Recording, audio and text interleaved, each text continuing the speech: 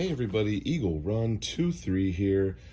Oh man, I had the most amazing time with a firearm that I've ever had in my life. We went out this weekend and we shot long range, shooting steel over 100 yards. It was absolutely amazing. Let me tell you about it. So we've been talking about long distance and PRS, and we've got the 6.5 Creedmoor build that was kind of intended to shoot past 100 yards, but we've never actually done that before. So we finally started to check some of that off the list.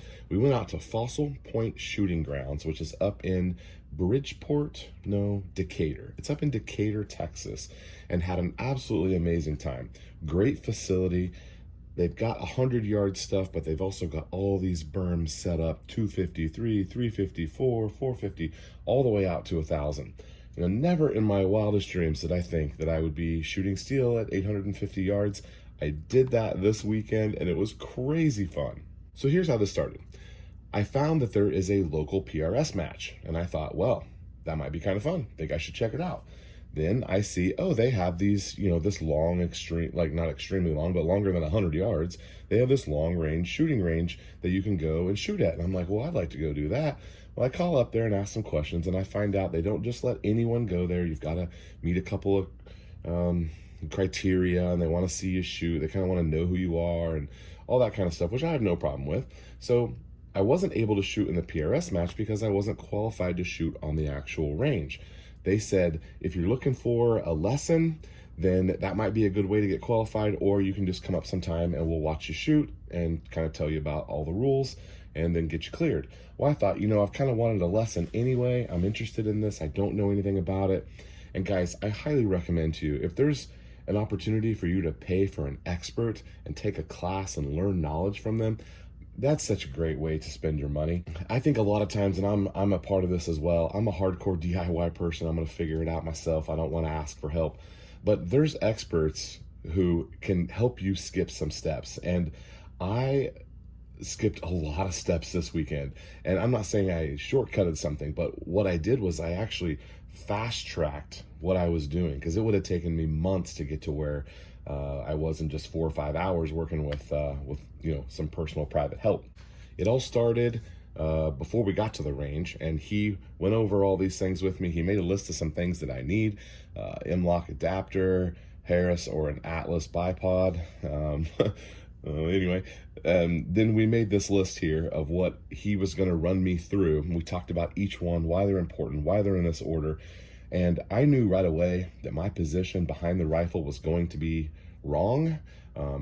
I've been talking to some people, Andy from Practical Accuracy. I sent him one of my videos of me shooting and asked him to kind of diagnose some stuff for me. He talked about my position, he talked about my trigger management, and the position and the sight picture really kind of play into each other. There was a lot more here that we went over, but I knew that my position wasn't going to be great. As we worked our way down the list, and we did this quickly, every time that I was approaching the rifle, we kind of went through this stuff. It was so nice to actually learn how to do it correctly, because you watch a YouTube video and you read something and you see something and you're like, oh, I can do that. And a lot of times I feel like I can do that, but it was nice to actually learn before I kind of got any bad habits of shooting out at distance. And little mistakes at 100 mean that you're not even anywhere close when you get out and to some of those longer ranges. He also taught me about some of the wind stuff. Like, I knew that wind, obviously we know that wind affects your shots, but he kind of taught it to me in a different way, to where, if you're shooting this way and your wind is coming across, that's a different percentage than if you're shooting this way and your wind is coming across. And I had never really considered that, but of course it makes perfect sense. We also talked about what our holdovers were going to be and how we were going to have a left edge or a favor. The wind on this particular day was blowing this way, so we were talking a lot about hold left edge, hold a tenth off a left edge, hold 2/10 off a left edge. It was really neat to see that work.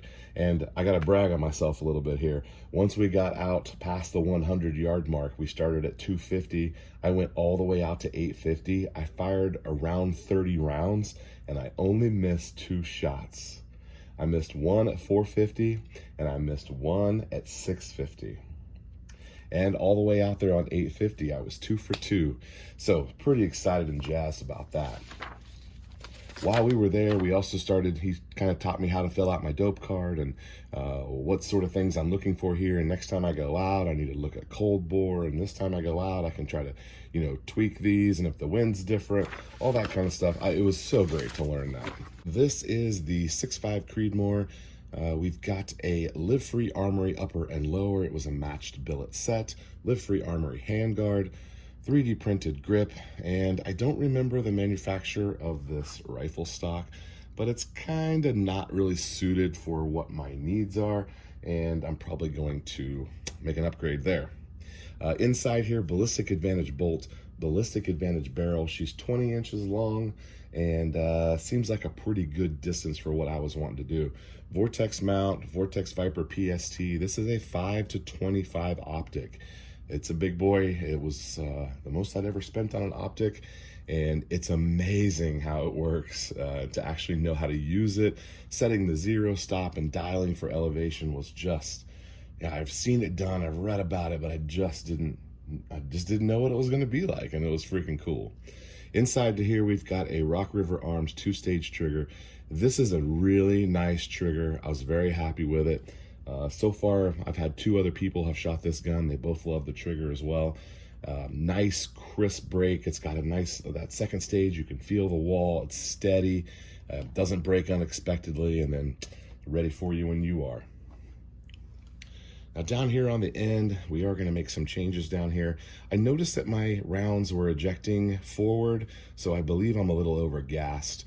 And so we're gonna take this handguard off and make an adjustment to our gas block. Maybe just bring it in just a little bit and kind of see what it's like. Normally I would wanna do that at the range, but I don't wanna take the handguard off while I'm at the range. Also, our compensator is probably on the list of things that we could upgrade. This is a linear compensator. It's got the holes on the end, and I think more of a break might be more appropriate for some long distance shooting. We're also gonna attach our M-lock here on the front, somewhere up here. Probably down there on the end. Yeah, probably all the way down here on the end. And then we'll be able to get our bipod. Unfortunately, guys, not a Harris bipod. This is a cheapo UTG. We're gonna use it for now and see what we think. And I'm not afraid to spend 200 bucks on a Harris, but I just kind of want to use what I have and then upgrade as I need it. It's kind of the theme of this whole project here. I don't really care about forward assist and dust covers, but I do think that it makes the gun look a little incomplete. So I'm gonna put it on there just because I haven't, because I'm taking the handguard off anyway. So we're gonna rewind back a couple of weeks, and I don't believe I ever put this on video. We went out to the Frisco Gun Club, and they have a 100-yard indoor range. I believe it was raining on this day, and I had another gun I wanted to shoot, but I also wanted to dial in this optic and make sure that I felt like I had a 0 and all that good stuff. So we were also kind of testing some ammo, and it just over and over, I came back to this Hornady match. It's the ELD 140 grain. Thankfully, I had about 6 or 8 boxes of that because I think I'm out of it now. But it shot our best groups. I was able to use it all day on Sunday. We have just under a 0.4 on both of these right here. I was able to walk my scope in later and pick up a really good 100-yard 0 on an indoor range. And I felt confident going out to the event, shooting. I felt like I had a 0 that I could actually go work with. Little did I know that we were going to spend about 20 minutes fixing my 0 because I was inducing my own parallax based on my position behind the rifle. Something that probably would have cost me a lot of time down the road, and I never even knew that I was doing it. More on this over on the Reloading channel, but thank you guys for watching here to the end of the video. I'm going to give you a little sneak peek here. We are going to be reloading for this. In fact, we've already started reloading for this, and we went through and loaded up some match burners. These are 140 grain. They're similar to the ELD, but not quite the same. We did order in some ELD Maxes that'll be here and probably in the week. So we loaded up 4 powder charges. This was a 42 grain.